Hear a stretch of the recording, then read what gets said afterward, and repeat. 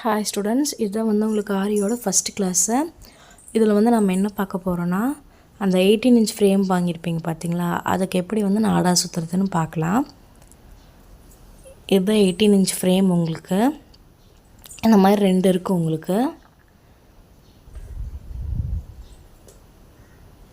இதில் வந்து நம்ம நாடா சுற்ற போகிறோம். நாடா சுற்றுறது எதுக்குன்னா, உங்களுக்கு கிளாத்தில் வந்து கீறல் உழுவாமல் இருக்கிறதுக்கோசரம் தான் நம்ம நாடா சுற்றுறது.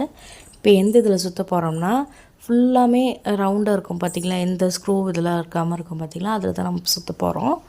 நாடா இந்த மாதிரி வாங்கிக்கோங்க எல்லாருமே.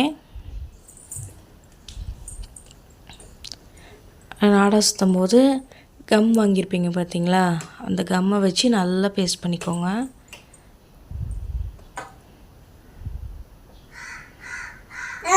நல்லா ஃபுல்லாக 3 சைடு போட்டுக்கோங்க.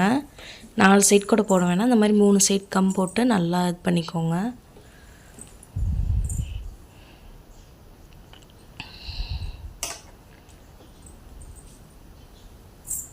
பாருங்கள் எப்படி நான் பேஸ்ட் பண்ணுறேன்னு.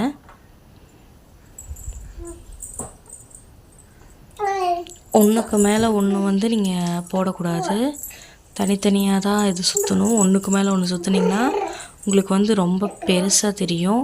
ஃப்ரேம் வந்து கரெக்டாக ஃபிக்ஸ் பண்ண முடியாது, லூஸாக போயிடும். அப்புறம் நீங்கள் கிளாத் ஃபிக்ஸ் பண்ணும்போது கரெக்டாக பார்த்துக்கோங்க. நான் எப்படி இது பண்ணுறேன்னு பாருங்கள். கரெக்டாக அந்த ஒன்று முடிகிறதுக்கு அடுத்தது தான் நான் சுற்றுறேன். ஒன்றுக்கு மேலே ஒன்று சுற்றலை நான். அதே மாதிரி சுற்றும் போது கேப் விடாமல் சுற்றணும்.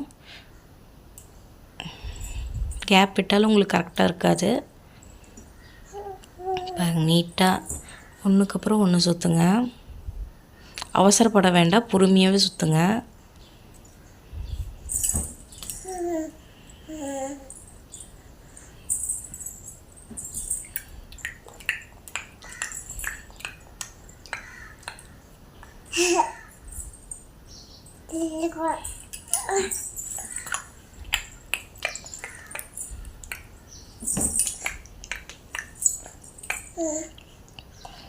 நீட்டாக நல்லா அழுத்தி நல்லா டைட்டாக சுற்றிக்கோங்க, லூஸாக சுற்றிடாதீங்க, உங்களுக்கு கலண்டுரும். டைட்டாக அந்த கம்மில் நல்லா பேஸ்ட் ஆகுதுன்னு பார்த்துட்டு சுற்றுங்க. எல்லா பக்கமும் கம் போட்டு சுற்றுங்க. கம் இல்லாமல் சரி ஃபஸ்ட்டில் போட்டோம், சென்டரில் கம் தேவையில்லான்னு சுற்றாதீங்க, ஃபுல்லாக கம் போட்டுட்டு சுற்றுங்க.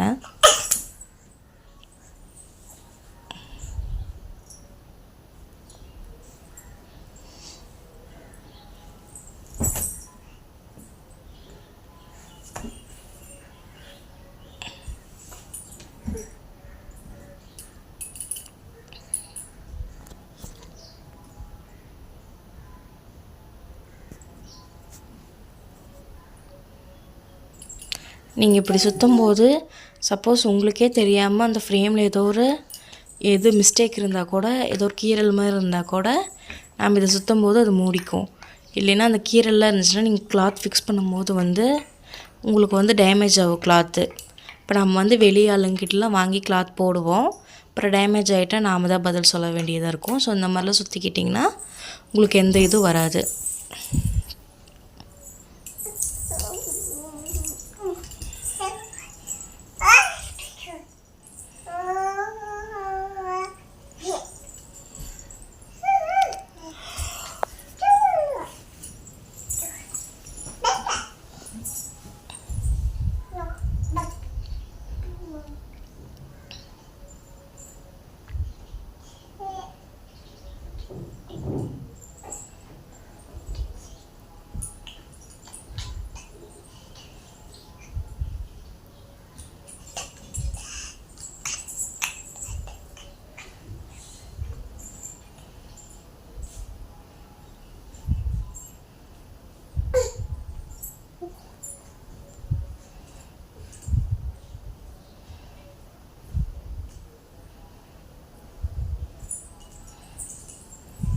தாங்க பாருங்கள், நான் சொன்னேன்ல காய இருக்குது பாருங்கள் அந்த இதில் ஃப்ரேமில், அதை நீங்கள் சுற்றிக்கிட்டீங்கன்னா உங்களுக்கு தெரியாது.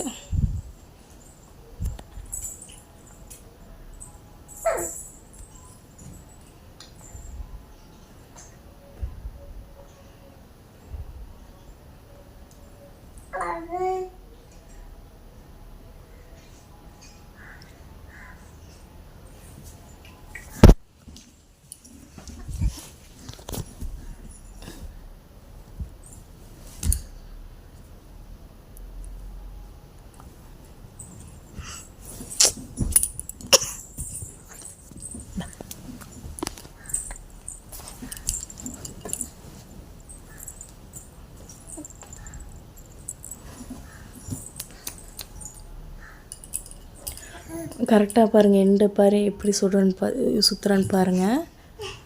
லைட்டாக அந்த இதுக்கு மட்டும் கம் போட்டு ஒட்டிட்டு மீதி கட் பண்ணி விட்டுருங்க.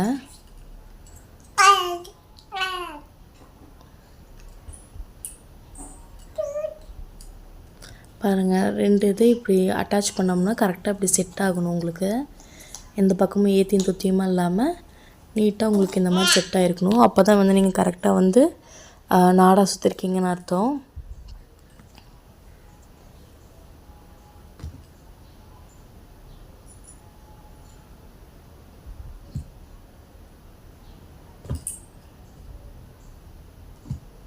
நீங்கள் அந்த சைஸுக்கு ஏற்ற மாதிரி லூஸ் பண்ணிக்கலாம், அந்த இதை டைட் பண்ணிக்கலாம்.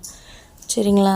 டைட் பண்ணாமையோ லூஸ் பண்ணாமல் நீங்கள் அந்த இன்செர்ட் பண்ணலான்னு பார்த்தீங்கன்னா ஃப்ரேம் உடஞ்சிரும். ஸோ கரெக்டாக லூஸ் பண்ணிவிட்டு அதுக்கப்புறமா செட் ஆனதுக்கப்புறமா டைட் பண்ணிக்கோங்க. பாருங்கள், இது எப்படி செட் ஆகிருக்குன்னு. இப்படி செட் ஆகிருந்தால் தான் நீங்கள் கரெக்டாக நாடா சுற்றிருக்கீங்கன்னு அர்த்தம். அப்படி இல்லைன்னா நீங்கள் ஃபஸ்ட்லேருந்து கழட்டிட்டு சுற்றணும். நெக்ஸ்ட்டு இது நீடில். நீங்கள் அயன் நீடில் வாங்கியிருப்பீங்க பார்த்தீங்களா? நடுவில் டூலிப் நீடில் மொத்தமாக இல்லாமல் பட்டையாக இல்லாமல் ஃபுல்லாமே ரவுண்டாக இருக்கும் பார்த்தீங்களா? அதுக்கு வந்து எப்படி த்ரெட் சுற்றுறதுன்னு பார்த்துக்கோங்க. கண்டிப்பாக எல்லாருமே த்ரெட் சுற்றிருக்கணும், நாடா சுற்றிருக்கணும். இது எல்லாமே எனக்கு ஃபோட்டோ எடுத்து நீங்கள் அனுப்பிடணும். இங்கே பாருங்கள், ஃபஸ்ட்டு கம் போட்டு ஸ்ட்ரெயிட்டாக நூலை ஃபஸ்ட்டு கொண்டு வந்துடுங்க. நல்லா அழுத்தி விட்டுக்கோங்க கலண்டுற போது. இங்கே கீழே எவ்வளோ கேப் விட்டுருக்குன்னு பாருங்கள். ஒரு 1.5 இன்ச் 2.5 இன்ச் விட்டுக்கோங்க கேப்பு. கீழே அந்த ஷார்ப்பாக இருக்கிற இடத்துக்கிட்ட பாருங்கள். இப்படி சும்மா அப்படி வச்சுட்டு கையில் நூடை பிடிச்சிக்கிட்டு நீடில் சுற்றுனீங்கன்னா போதும். நீங்கள் அதை எடுத்து ஒவ்வொன்றா சுற்றுறதுக்கு பதிலாக நீங்கள் நீடில் ஒரு கையில் பிடிச்சி த்ரெட்டை ஒரு கையில் பிடிச்சிட்டு நீடில் மட்டும் சுற்றுங்க. அதாவே தானாக வந்து நீடில் சுற்றிக்கும், உங்களுக்கு த்ரெட் சுற்றிக்கும்.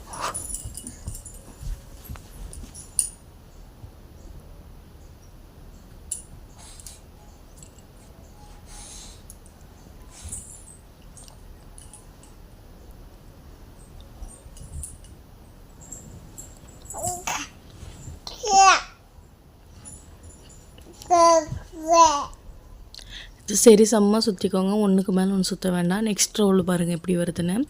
அந்த ஃபஸ்ட் டைம் சுற்றும் போது கேப் இருந்தால் கூட நீங்கள் செகண்ட் டைம் இப்படி மேலே சுற்றுறீங்க பார்த்தீங்களா? அப்போ வந்து உங்களுக்கு அந்த கேப்பெல்லாம் போயிடும்.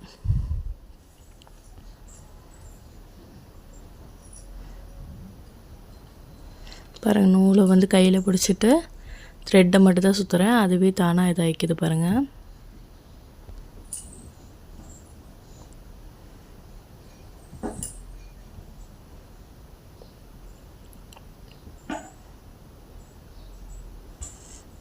நெக்ஸ்ட்டு அதே மாதிரி இன்னொரு ரவுண்ட் கொண்டு வாங்க கீழே. ஏன்னா உங்களுக்கு வந்து கை பிடிக்கிறதுக்கு வந்து கொஞ்சமாச்சும் மொத்தமாக இருக்கணும். அப்போ தான் வந்து நீங்கள் ஒர்க் பண்ணும்போது உங்களுக்கு கொஞ்சம் ஈஸியாக இருக்கும்.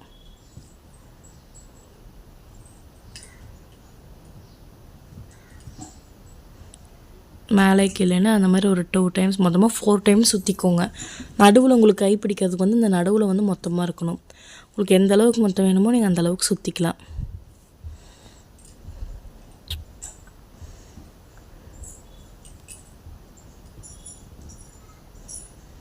பாருங்க, போட்டு கடைசியாக பேஸ்ட் பண்ணிக்கோங்க.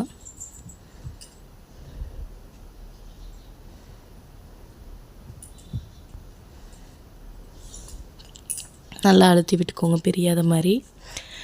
இந்த மாதிரி இதே மாதிரி எத்தனை இந்த மாதிரி த்ரெட் நீடில் இருக்கோ அது எல்லாத்துக்குமே சுற்றிக்கோங்க.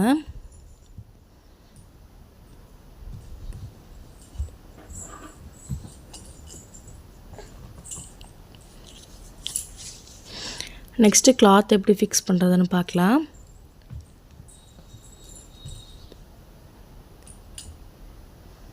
துணி கட் பண்ணி எடுத்துக்கோங்க அந்த சைஸ்க்கு ஏற்ற மாதிரி.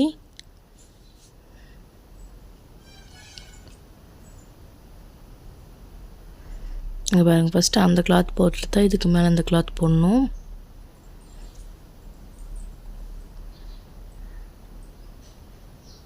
பாருங்கள், கிளாத்தை செட் பண்ணிவிட்டு பின்னாடி பக்கம் திருப்பி போட்டுக்கோங்க. ஃபஸ்ட்டு முன்னாடி நல்லா செட் பண்ணிவிட்டு பின்னாடி பக்கம் திருப்பி போட்டுக்கோங்க. திருப்பி போட்டு இழுத்திங்கன்னா தான் வந்து உங்களுக்கு வந்து கிளாத் வந்து நல்லா டைட் ஆகும். ஃபஸ்ட்டு முன்னாடி நல்லா செட் பண்ணிக்கோங்க. நெக்ஸ்ட்டு பின்னாடி எடுத்து விட்டு நல்லா அந்த இதோடு சேர்கிற மாதிரி அழுத்திக்கோங்க.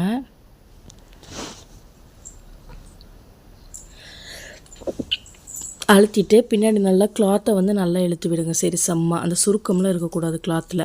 அப்போ தான் வந்து உங்களுக்கு ஒர்க் பண்ணும்போது வந்து உங்களுக்கு கரெக்டாக இருக்கும். இல்லைன்னா வந்து ஒரு மாதிரி துணியெல்லாம் இழுத்துக்கிட்டு இருக்க மாதிரி இருக்கும். பாருங்கள், இந்த மாதிரி சுருக்கம் இல்லாமல் பின்னாடி பக்கம் திருப்பி போட்டு இழுத்திங்கன்னா தான் இந்த மாதிரி சுருக்கம் இல்லாமல் உங்களுக்கு நீட்டாக வரும். நல்லா நோட் பண்ணிக்கோங்க. பின்னாடி பக்கம் திருப்பி போட்டு இழுக்கணும்.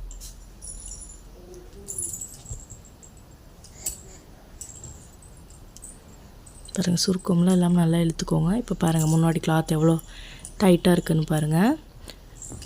உள்ளே போகக்கூடாது கிளாத்து. இப்படி இந்த மாதிரி நல்லா இதாக இருக்கணும்.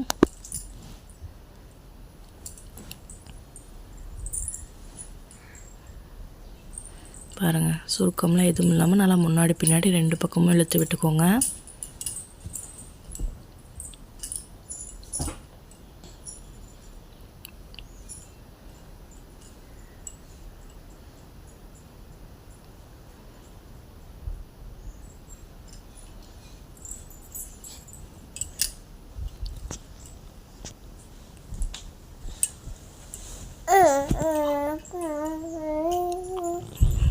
நெக்ஸ்ட்டு அந்த நீடில் டைட் பண்ணிக்கோங்க. எவ்வளோக்கு எவ்வளோ லூஸாக இருக்கோ அவ்வளோக்கு அவ்வளோ டைட் பண்ணிவிட்டு நல்லா இழுத்துக்கோங்க.